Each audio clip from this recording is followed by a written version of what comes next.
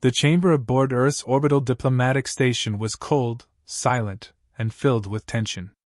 In front of humanity's delegation floated the towering projection of the Galactic Council's envoy, an insected creature wrapped in ceremonial armor, his 6 limbs folded with rehearsed arrogance. His voice echoed with the weight of 1,000 conquered systems. "You are the last unaligned world in this sector. The Council extends its offer. Deliver your tribute, 10,000 metric tons of tritanium, 2 Dreadnought-class cruisers, and 3,000 able-bodied labor units annually. In return, you retain partial autonomy and Council protection." None of the humans moved. The lead representative, Director Avon, sat forward, expression unreadable. "And if we decline?" The envoy didn't miss a beat. "Then your refusal will be interpreted as defiance. You will be stripped of sovereignty. Your world subjugated. Your people processed. Resistance eradicated." The silence that followed wasn't fear, it was evaluation. No whispers, no frantic glances, just a cold, calculating stillness. The envoy seemed confused by the lack of reaction. He adjusted his posture, as if to emphasize the seriousness of the threat. Director Avon eventually replied. "Understood." That was all. No protest, no argument. The projection faded. The chamber emptied. In the days that followed, Council analysts reported no defensive mobilization, no economic restructuring, no diplomatic outreach. Earth, it seemed, had quietly accepted its fate. The Council celebrated another peaceful acquisition. News of humanity's submission spread across the inner sectors like wildfire. Pundits mocked Earth's brief resistance. Social casts aired comedic sketches of human negotiation skills. Tribute schedules were prepared. Then the supply freighter assigned to pick up the first shipment arrived at the Sol system. It was never heard from again. Council logistics blamed a navigational error. A second freighter was sent, escorted by a corvette. They, too, vanished from all telemetry. Not destroyed.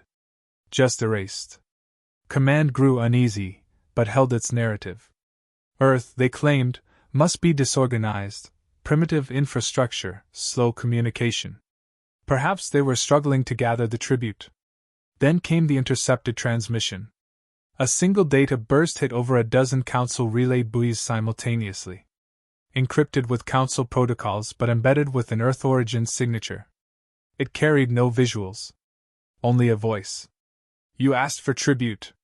You'll receive it." The next cycle, 12 large crates arrived at the Central Council receiving dock on Syrinx Prime. Each marked with the insignia of the Galactic Order. Unopened, they were hauled before the high seat. What spilled out wasn't metal. Or tech. Or prisoners. It was heads. Severed, expressionless, cold. 12 of them, each belonging to the Council's own appointed overseers stationed at remote prison facilities. Each mouth sewn shut. Each crate marked with a precise galactic coordinate. Coordinates that matched Council-run human detainment sites. Black projects never acknowledged publicly. Panic swept through the Council like plague. Their private atrocities had not only been discovered, they had been avenged, surgically, without fanfare, without warning. No armies. No declarations. No excuses. The footage, of course, was suppressed. But the whispers couldn't be.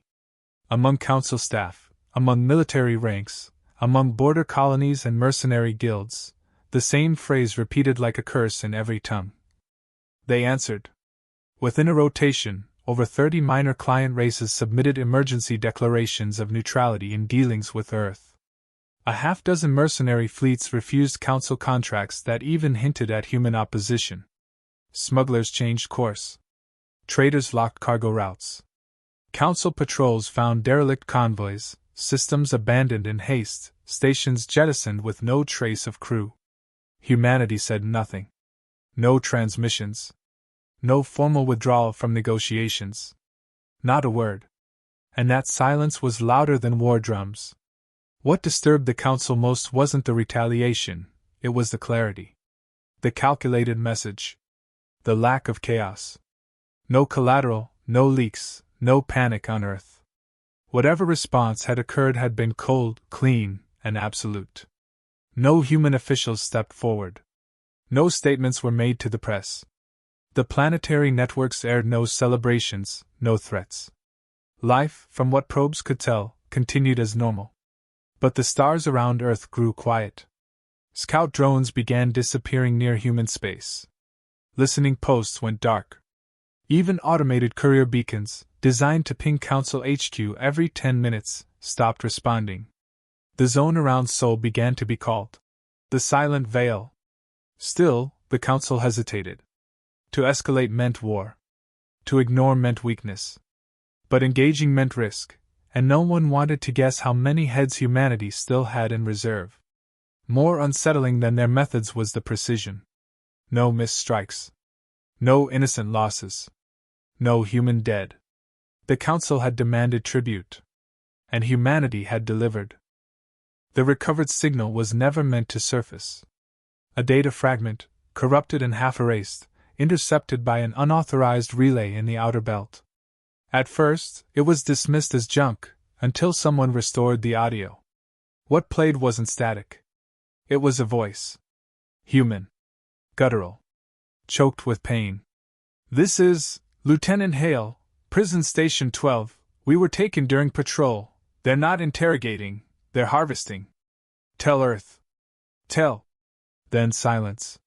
The rest was video. Blurry, unstable footage stitched together in chaotic fragments. Human prisoners, stripped, restrained, numbered, lay in containment cells not built for comfort or containment, but for exposure. Alien medical staff circled them, pulling bone marrow, organ tissue, even neural matter while patients still breathed. There was no sedation. The footage ended with a warden laughing as a captive screamed and convulsed, finally still. It wasn't broadcast. It wasn't needed. The leak spread like wildfire through encrypted civilian networks. Underground forums. Militant chat channels. Within an hour, every intelligence agency had seen it. Within 2, so had every military commander. The shock wasn't in the cruelty. It was in the precision, systematic, clinical brutality operated with bureaucratic efficiency. These weren't rogue cells. These were sanctioned facilities. The last official count of missing human personnel across the last 6 years had been 22. Now it was over 3,000, many believed detained in deep space stations that didn't officially exist. The captives hadn't been prisoners of war. They were scouts, diplomats, civilian engineers, colonists.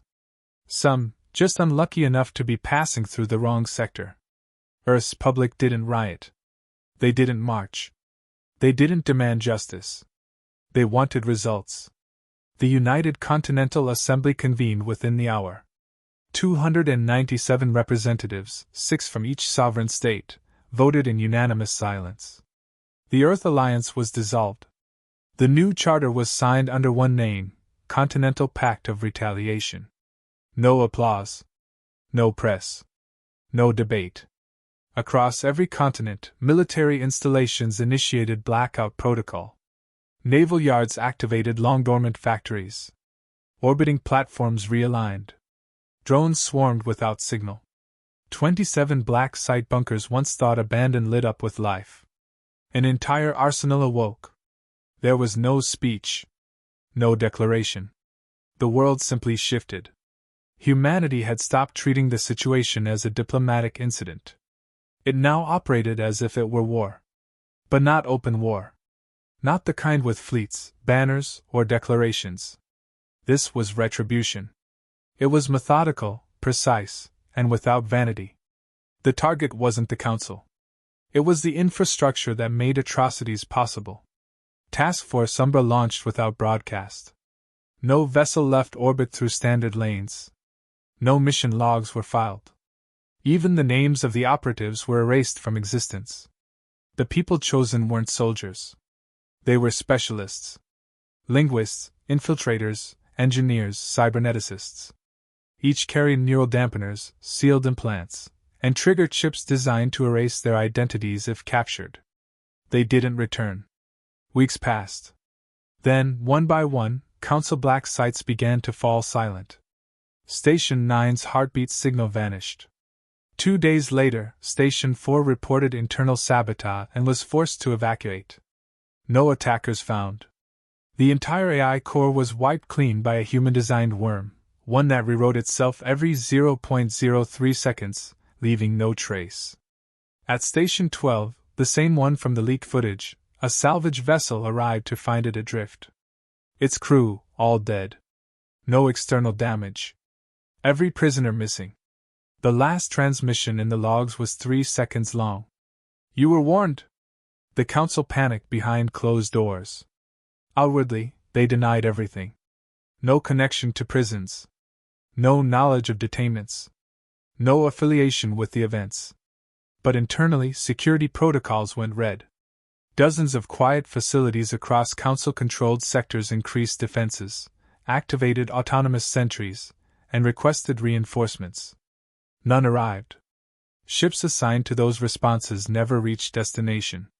They weren't destroyed, they simply ceased reporting, as if plucked from space itself. The whispers began in border space. Merchants who once laughed at Earth's refusal now avoided Sol entirely. Pirates who once preyed on human vessels changed trade lanes. Mercenary groups started charging 5 times the standard rate for any job remotely near human territory. Most refused outright. Still, Earth made no announcement. There were no names. No faces. No claims. Just results. Families of the lost received unmarked packages, tags, fragments of torn uniforms, cracked dog tags, each wrapped with sterilized precision, accompanied by the location and name of the facility it was retrieved from. Not all returned. But those who did came back with silence in their eyes and new identities. Reassigned. Redacted. Forgotten to the world. Alive, but different. The Council made one attempt to reach Earth directly. A diplomatic cruiser approached the Sol system under white flag. It was not fired upon. But as it crossed into Earth's outer defense perimeter, it received a transmission, a series of coordinates, followed by one message. "We've already retrieved our own. Now we come for what you buried." The cruiser turned around without docking. Earth had been underestimated. Not because they lacked power. Because they had never needed to show it. The Council's high chamber convened under emergency session, cloaked in false calm. Dozens of envoys argued, speculated, dismissed. Earth had failed to deliver tribute. Again. Their second consecutive cycle in breach of interstellar decree. A minor species, unaligned, standing in defiance of an empire that had consumed civilizations 10 times their size. The assumption remained unanimous. They were posturing. Bluffing. A desperate show of resistance from a primitive world unwilling to accept its place. Then the feed cut. Every chamber screen blinked once, twice, then held steady. No signal source, no encryption trace, no detectable intrusion. Just a single, live broadcast. A room dimly lit. A figure stood center frame. Human.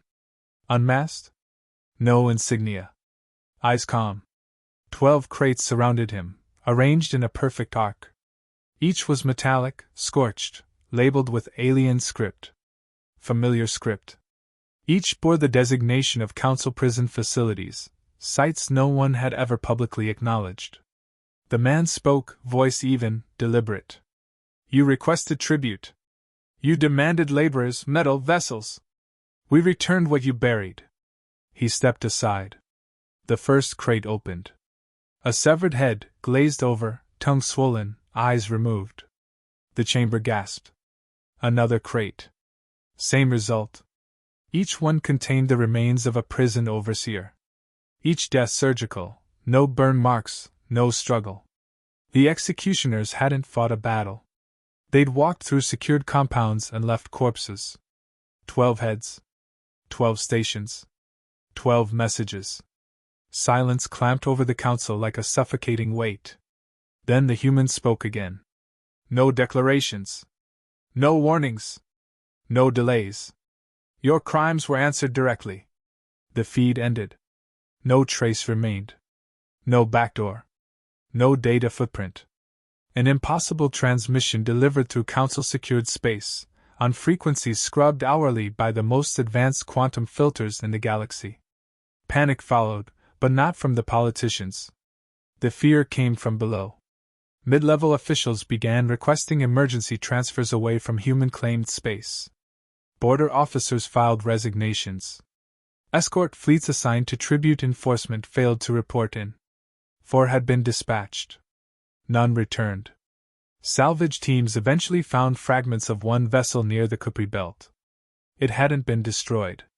It had been carved, each piece placed carefully into a geometric spiral, floating silently.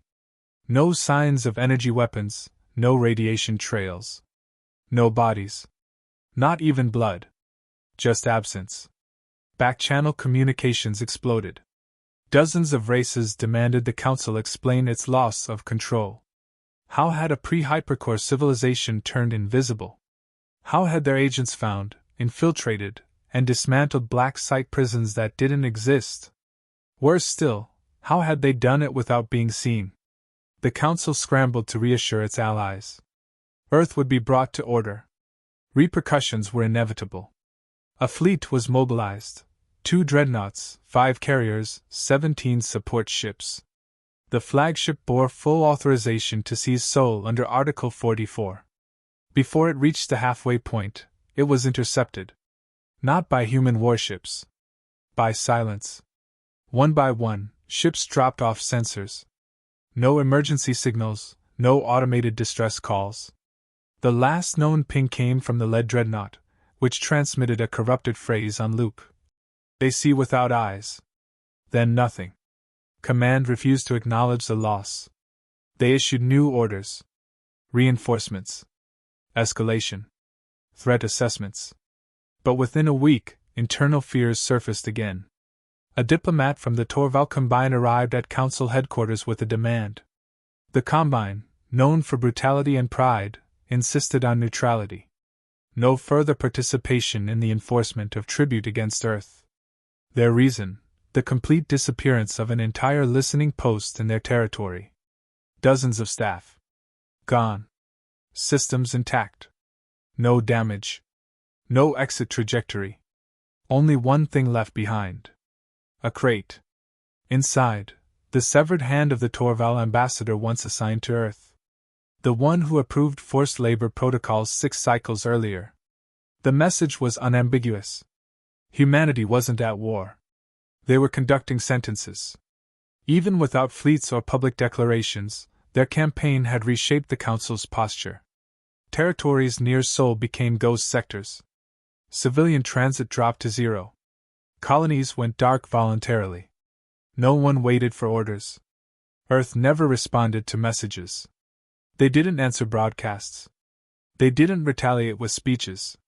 They offered no diplomacy. Just results. For every move the Council made, a facility fell.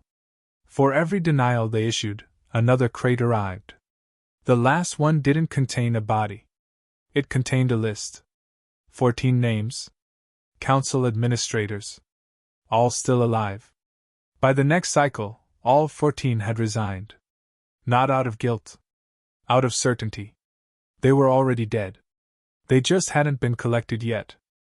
Void Hammer was never public. No documents confirmed its existence. No official briefing contained its outline. Yet it moved like a storm through the void, unseen, unchallenged, unrelenting. It wasn't a fleet. It wasn't an invasion. It was a protocol. A doctrine. A shift in the way humans engaged enemies who violated their dead. The Council expected escalation. They prepared for retaliation on familiar terms. Planetary assaults, territorial incursions, diplomatic pressure. Instead, what came was surgical obliteration. Council-controlled trade routes began failing. Convoys vanished without trace. Not attacked. Not looted. Just erased. Navigation beacons, once blinking steadily in neutral space, now broadcast silence. Orbital refineries in 4 different sectors stopped transmitting within the same window. When scouts arrived, they found the same message carved into the steel hulls, across different languages, across different systems. We were never yours to touch. There were no demands. No credits stolen. No salvage left. Every strike left the area unusable. Not destroyed. Sanitized. Deactivated so thoroughly that infrastructure collapsed around the absence. No warning, no footprint, no energy spike. The message was always the same: proximity invited consequence. Council fleets began doubling patrols. Escort ships flanked even routine transports. Civilian contractors were conscripted to provide recon, hoping numbers would compensate for fear. It made no difference. The more eyes they sent, the more blind they became. Ships disappeared from fleet formations mid-flight. Entire squadrons vanished between pulse pings. 100 vessels lost. No debris. Just missing. An intercepted whisper between mercenaries told the truth. They don't fight. They erase. Council military analysts scrambled to adjust tactics. Their simulations failed repeatedly. Human ships weren't faster. They weren't stronger. They simply refused to appear. Their weapons never flared, never lit up the void. Instead, hulls split open in silence. Control systems went dead. Gravity reversed inside vessels. One dreadnought was found inverted in its own docking bay, folded inward, airlocks sealed from the inside. All 400 crew gone. No weapons fired. Just removal. Border colonies begged for reassignment. Supply lines were rerouted to avoid human-claimed sectors.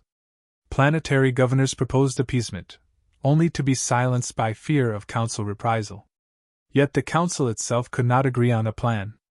Internal factions fractured. One group called for annihilation. Another, surrender. A third whispered of negotiation, terrified that even the idea of war was now obsolete.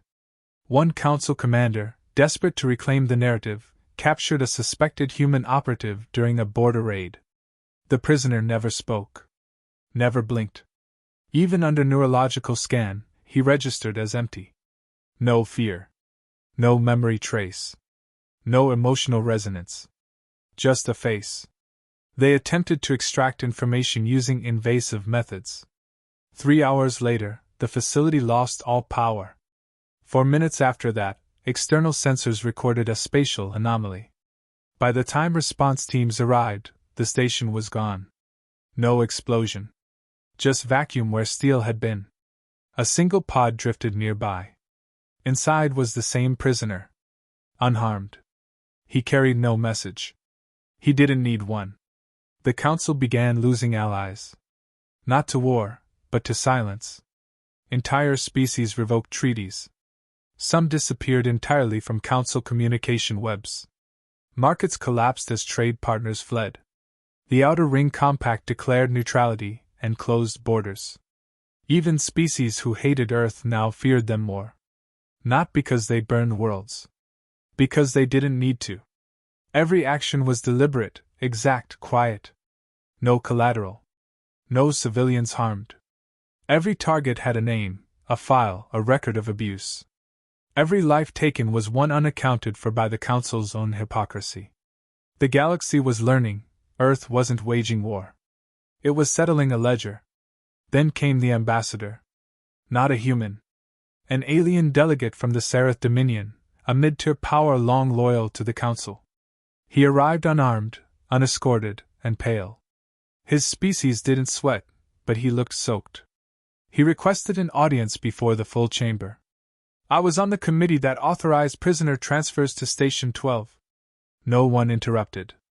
I watched the footage. I reviewed the logs. I thought it was normal. Standard compliance enforcement. He paused, trembling. I received a message. Not from Earth. From someone, here. In the capital. It said only, "We know."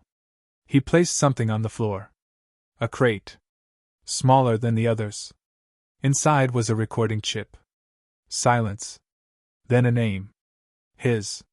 The chamber emptied. No vote passed. No decision made. But everyone knew. Humanity wouldn't stop until every ledger was cleared, every wound acknowledged, every crime balanced. This was no rebellion. It was correction. Not loud. Not fast. Just final. The council's great chamber stood hollow, its marble floors echoing with steps that had once marched in confidence. Now they hesitated. Delegates entered with lowered voices and darting eyes.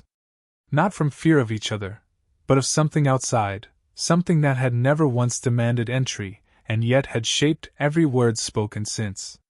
There were no protests, no public outbursts, no wars declared. Just silence that moved with purpose. Then a feed lit up. No warning. No introduction. One human. Not a leader. Not a soldier. Just a face. Neutral. Calm. He said nothing at first. His eyes passed across the room as if weighing every soul inside, measuring them not by position but by debt. You built this order on fear, he began. Fear kept weaker species aligned, loyalty purchased through threat and promise. No one interrupted. You offered us inclusion in exchange for labor. Protection in exchange for obedience. You called it tribute. A pause. No music. No dramatics. You made your request. You gave us terms. We responded. Behind him, the feed shifted. An orbital projection hovered in place, massive, sharp-lined, silent. A human vessel, yet unlike anything previously recorded. Its nameplate was minimal, etched only once, dagger of memory. It sat in high orbit above the Council's central moon. No weapons fired. No movement. Just presence. For 3 weeks, it did not leave. During that time, it broadcasted nothing but a single list, names of the lost. One name every 4 seconds. Each one human. Each followed by a facility designation, date of capture, and status, confirmed, presumed, or recovered. There were thousands. Some names were babies. Some were elders. None had ever been returned. The chamber watched in silence. Delegates did not speak. They listened. Some lowered their heads. Others kept their eyes open, refusing to blink. By the end of the 3rd week, the list stopped. The same human reappeared. You asked for metal? You asked for compliance? You asked for silence? So we returned a memory for every soul you failed to account for. That was your tribute. No threats followed. No demands. No statement of dominance. Just acknowledgement that the debt had been settled, on humanity's terms, at humanity's timing. Then the vessel left. No warp signature. No pulse trails. No trace. But its absence was louder than its presence. After that day, no council envoy ever returned to human space. Patrols ceased near Sol. Trade lanes rerouted by unspoken agreement. Even the most militant factions abandoned thoughts of enforcement. The galaxy shifted. What Earth had proven wasn't power, it was resolve. They didn't fight for conquest. They didn't occupy. They didn't negotiate with broken systems. They operated on justice, weighed in silence, delivered without ceremony. Years passed. The Council, fractured and cautious, restructured. Dozens of species pulled away from central influence. Borders redrawn. A new language emerged, quiet phrases spoken between diplomats and military strategists. Check the list. Balance the ledger. Don't make them remember. No statues were raised. No monuments etched. But fear endured, not rooted in terror, but in precision. In the cold, exact weight of what happened when a people who had nothing to lose decided to stop asking for respect.